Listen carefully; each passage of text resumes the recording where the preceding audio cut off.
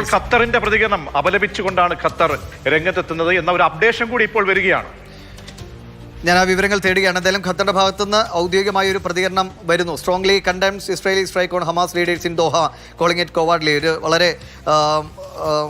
വളരെ മോശം നടപടിയാണ് ഇസ്രായേലിൻ്റെ ഭാഗത്ത് ഉണ്ടായിരിക്കുന്നതെന്ന് ഖത്തർ ശക്തമായിട്ട് ഇസ്രായേലിൻ്റെ ഈ നടപടിയെ അവർ തള്ളിപ്പറയുകയാണ്. കാരണം ഖത്തറിൻ്റെ പരമാധികാരത്തെ വെല്ലുവിളിക്കുന്ന നിലയിൽ തന്നെയാണ് ഇസ്രായേലിൻ്റെ ഈ ആക്രമണ കാര്യത്തിൽ സംശയമില്ല. ഇപ്പോൾ ഹമാസിനെ അല്ലെങ്കിൽ ഹമാസ് നേതൃത്വത്തെയാണ് തങ്ങൾ ലക്ഷ്യം വെച്ചത് എന്ന് പറയുമ്പോഴും ഖത്തർ എന്ന രാജ്യത്തിൻ്റെ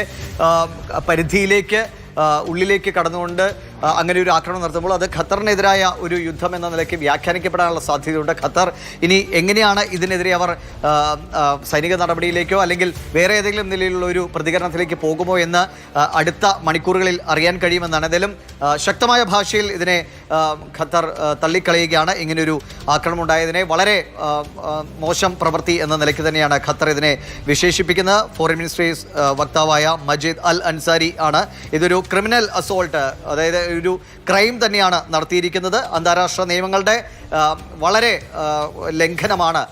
ഒരു തരത്തിലും അനുകൂലിക്കാൻ കഴിയാത്ത അല്ലെങ്കിൽ പിന്തുണയ്ക്കാൻ കഴിയാത്ത ഒരു നടപടിയാണ് ഇസ്രായേലിൻ്റെ ഭാഗത്തുനിന്നുണ്ടായിരിക്കുന്നത്. അന്താരാഷ്ട്ര നിയമങ്ങൾ, ഒരു രാജ്യങ്ങൾ തമ്മിലുള്ള ബന്ധങ്ങളെ എങ്ങനെ ബാധിക്കും അല്ലെങ്കിൽ എങ്ങനെ നല്ല രീതിയിൽ കൊണ്ടുപോകണമെന്ന ആ നിയമ വ്യവസ്ഥയെ മുഴുവൻ തകർത്തുകൊണ്ടാണ് രാജ്യത്തിന്റെ പരമാധികാരത്തിലേക്കുള്ള കടന്നുകയറ്റം എന്ന നിലയിലാണോ ഇപ്പോൾ ഖത്തർ ഈ അറ്റാക്കിനെ വ്യാഖ്യാനിക്കുന്നത്? അപ്പോൾ ഒരു പ്രതികരണം വളരെ സ്ട്രോങ് ആയിട്ട് തന്നെ വരികയാണ്. അപ്പോൾ ഇത് അമേരിക്കയോട് കൂടി അറിവോടുകൂടിയുള്ള ഒരു ജോയിന്റ് ഓപ്പറേഷൻ എന്ന നിലയിലേക്കാണോ? എന്തൊക്കെയാണ് മറ്റ് കമ്മ്യൂണിക്കേഷൻ?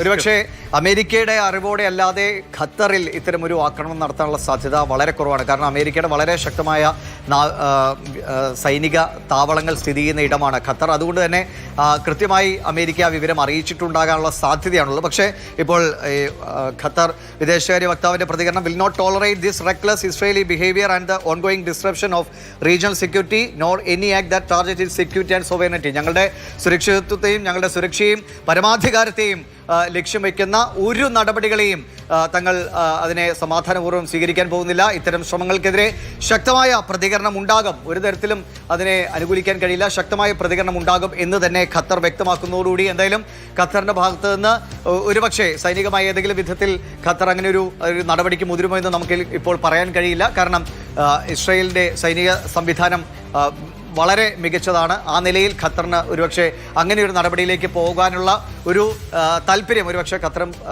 പങ്കുവയ്ക്കാൻ സാധ്യതയില്ല. പക്ഷേ